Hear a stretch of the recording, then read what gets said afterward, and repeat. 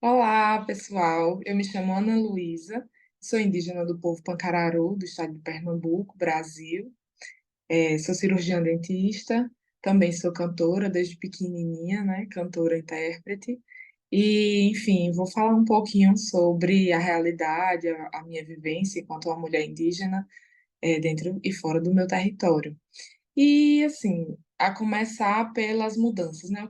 O que mudou, o que eu acho que vem mudando dentro do meu território? Bem, em relação aos relatos de minhas avós, de minha mãe, eu percebo que a incidência da globalização, das tecnologias, ela tem chegado para todo mundo, para nós não tem sido tão diferente, claro que com muitas limitações, mas dessa chegada, dessa aproximação com o mundo global, com a cidade, enfim, nós temos alguns benefícios e nós também temos algumas dificuldades, né? Dentre os benefícios, nós temos mais acesso a, enfim, coisas que antigamente não se tinham, né? Hoje, a minha geração, a gente já tem um acesso a ter o estudo, né? A procurar quem tem vontade a sair, procurar fazer uma graduação, como foi o meu caso, coisa que minha mãe tinha o sonho, mas não conseguiu, enfim. E são essas limitações que a gente vai conseguindo avançar, mas, em compensação, algumas coisas também vão surgindo, né, dentro dos territórios, como, enfim, a entrada de alimentos e aí a dificuldade para manter aquela alimentação tradicional. Hoje a gente tem muita dificuldade em relação. O pessoal trabalhava muito com a roça, né? Hoje em dia, quem trabalha de roça não tem mais tanto incentivo, não tem mais tanto apoio, então as pessoas acabam recorrendo à alimentação externa, né? Essa alimentação que não é alimentação tradicional, e isso requer mais dinheiro, e dinheiro requer trabalho, enfim, uma coisa vai levando a outra.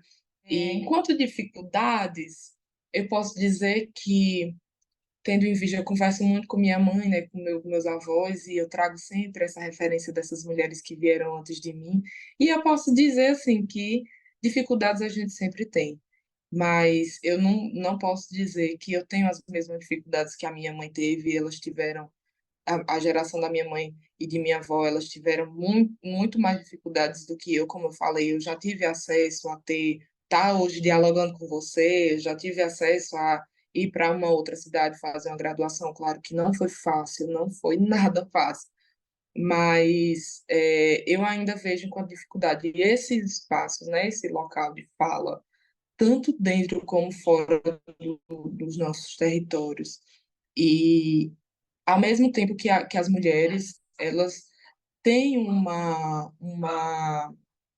importância, assim, de perpetuar tradições, de levar as nossas tradições nós estávamos, finalizamos ontem, né? Nós estávamos em um período festivo em que uma parte dessas festividades, talvez a parte mais importante, foi executada por mulheres, né?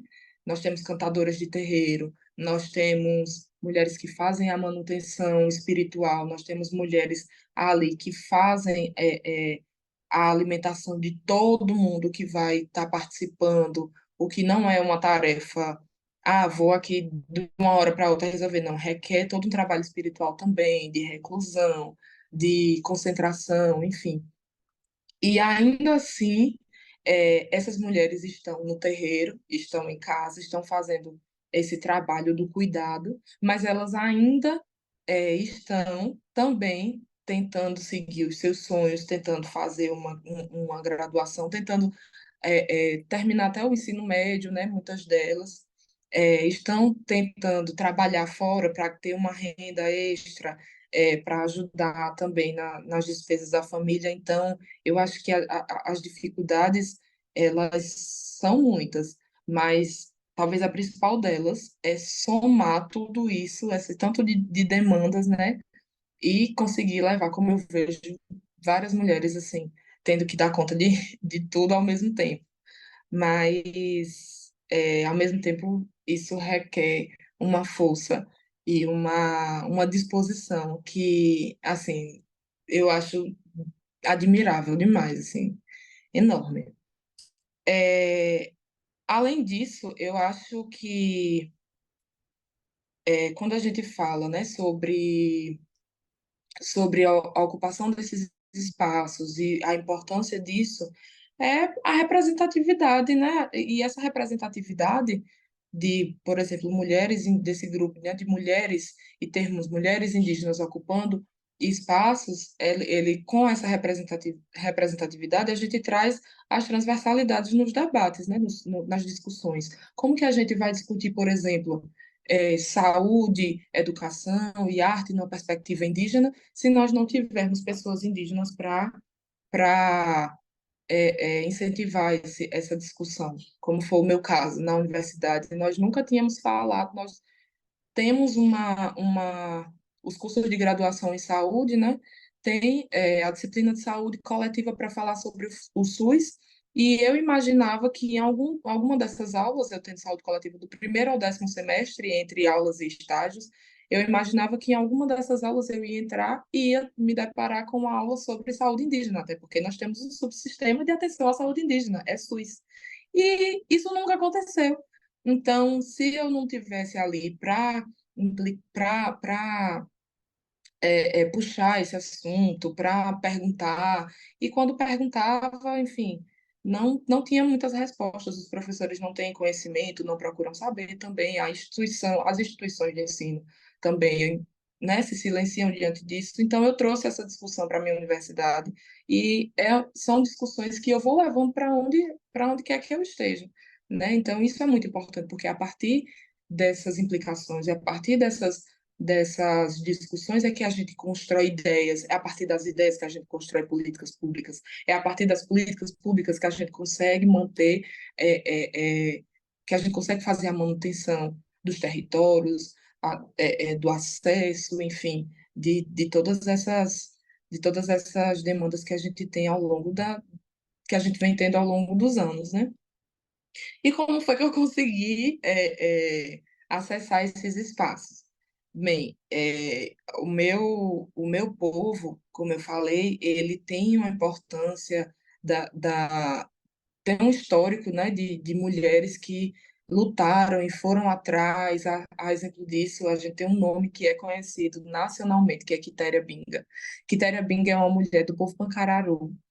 Ela saía, né, botava sua bolsinha de lado, saía de Pancararu até Brasília, quando ela via qualquer, enfim, eventualidade, qualquer coisa que ela achasse que fosse errada, que não concordava, ela ia para Recife, ela ia para Brasília, ela ia, enfim, para qualquer lugar reivindicar o direito do seu povo. É aquele direito que ela nunca teve acesso a ler, enfim, ao que é que dizia a nossa Constituição, mas ela sabia que aqueles direitos estavam sendo violados, ela sabia que a gente tinha direito à educação, ela sabia que a gente tinha direito a ter uma saúde, a ter qualidade de vida, né? A ter dignidade, minimamente. Então, Quitéria, dentre muitos dos seus feitos, ela foi responsável pela implementação da primeira creche indígena dentro de um território que foi lá em Pancararu.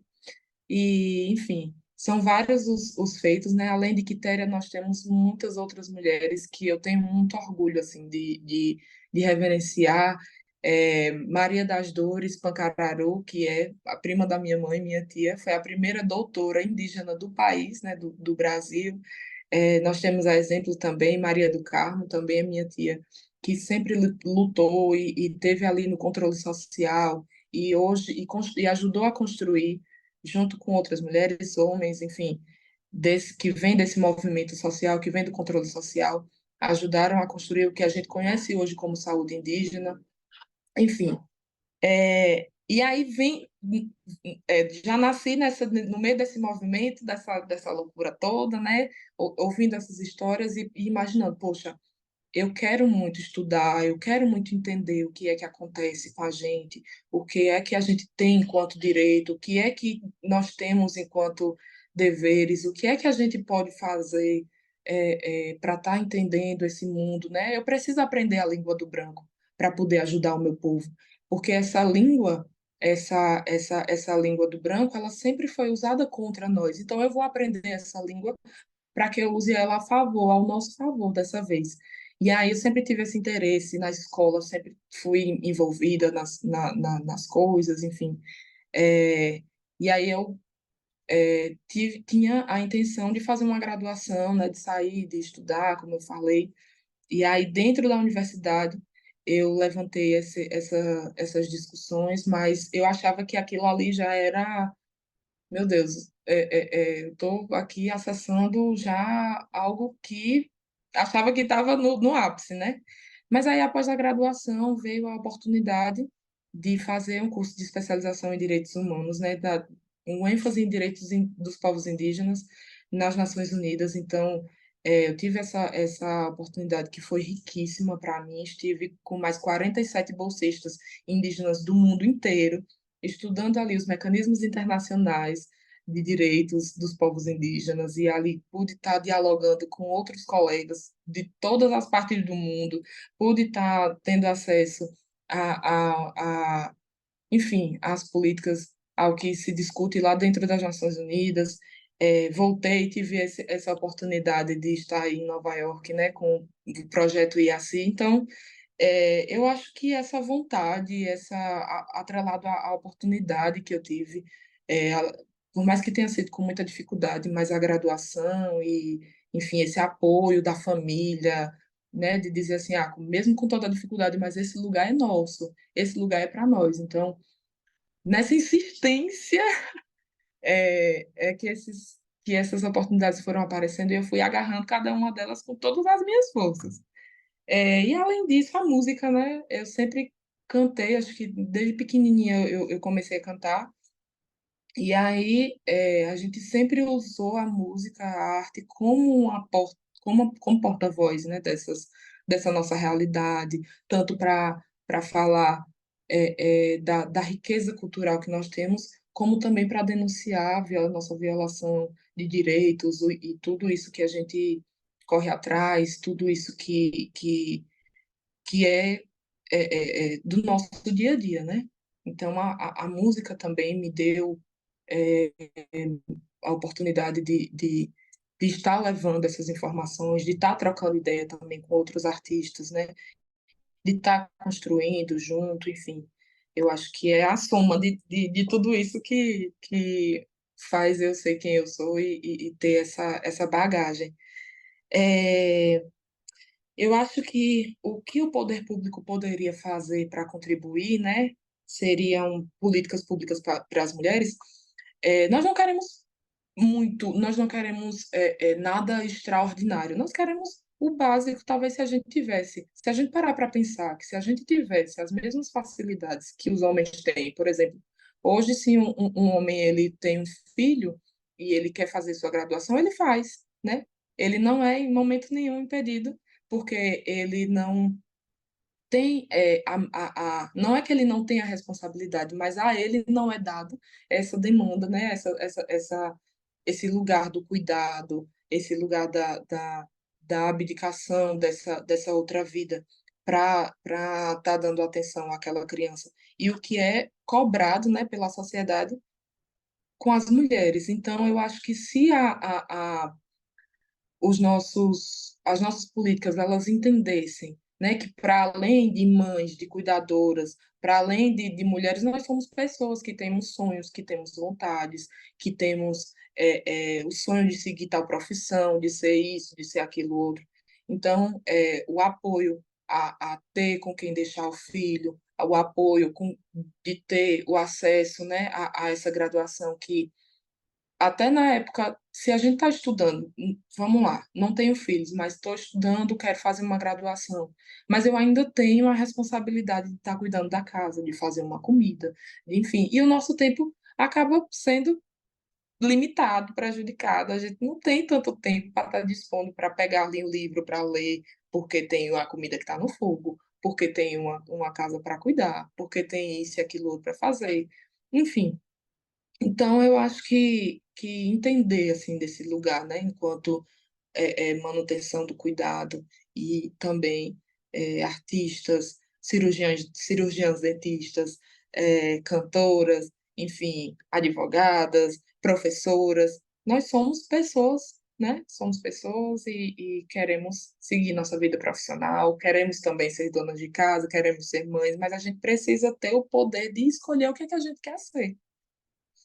É, e o que as mulheres podem fazer, eu acho que isso aqui que a gente já está fazendo já é grandioso demais. Mas a gente precisa entender, se conscientizar de que a nossa sociedade é machista, é patriarcal, que a nossa sociedade é feita por, por homens e para homens, né? E a partir do momento que a gente entende isso, a gente se conscientiza, a gente se une, e essa união ela traz o fortalecimento. Nada como uma rede de apoio. E essa rede, as mulheres só criam redes quando elas entendem que elas precisam umas das outras, né? A gente precisa das nossas, para além das nossas mães, das nossas tias, das irmãs, das primas, a gente precisa fazer essa ponte. Olha agora, onde que eu ia imaginar que eu poderia estar conversando com o Dani, né, que está lá em Nova York, e eu tá aqui dando esse meu relato, essa minha experiência. Onde que eu ia imaginar isso, né? Mas isso só foi possível porque eu tive Rízia, porque eu tive outras mulheres, né, que me colocaram em contato, que a gente conseguiu se unir, e a gente conseguiu trocar uma ideia, e é uma aliança que eu acredito, pelo menos para mim, eu acredito que ela não vai ser desfeita, né? A minha intenção é fazer esse movimento, e por onde quer que eu ande no mundo, eu vou estar me conectando principalmente com as mulheres e fazendo essa rede, porque isso é potente demais, demais, demais, demais. Onde tem mulher, tem uma força enorme, porque a gente carrega a força das nossas ancestrais, e elas têm a gente está fazendo tudo aquilo que elas sonharam um dia. E a gente hoje pode pensar que a gente está realizando, né? E que isso não é o fim, nem estamos no auge, não. A gente está no caminho. Esse caminho ele precisa continuar. Então, para além disso, para além dessa troca, para além dessa rede de apoio, a gente precisa se conectar com a nossa ancestralidade, né? Seja para mulheres indígenas ou não indígenas, seja qual for a sua realidade, a sua vivência, eu acho que a gente sempre vai ter essa conexão, a gente sempre vai ter essas outras mulheres que vão estar aí atrás da gente, olhando por nós, e nós vamos ser essas mulheres para as nossas futuras gerações. Então, vamos começar a pensar, né, que o futuro, ele é ancestral, né? Nós somos o caminho. Eu acho que é isso.